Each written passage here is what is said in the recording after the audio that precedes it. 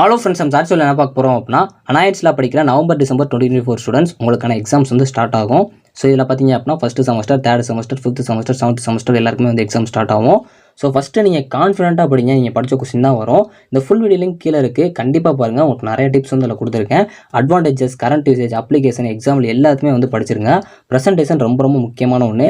Time மேனேஜ்மெண்ட்டை கரெக்டாக keep up பண்ண பாருங்கள். நீங்கள் படிக்கிறதுக்கும் டைம் ஷெடியூல் போட்டு படிக்க பாருங்கள்.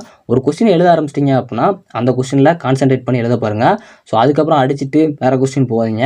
ஸோ மாதிரி இம்பார்ட்டன்ட் கொஸ்டின் படிக்கிங்க அப்படின்னா அந்த கொஸ்டினை ஃபஸ்ட்டு நீங்கள் படித்த கொஸ்டினாக வந்து செலக்ட் பண்ணாதீங்க.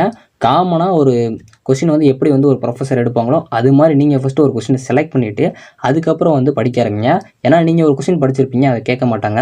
ஏன்னா வந்து காமனாக வந்து எது இம்பார்ட்டனோ அதை தான் நீங்கள் ஃபஸ்ட்டு படிக்கணும். நீங்கள் ஈஸியாக இருக்குன்னு சொல்லி படிச்சிருப்பீங்க, அதை கேட்க சான்சஸ் இல்லை.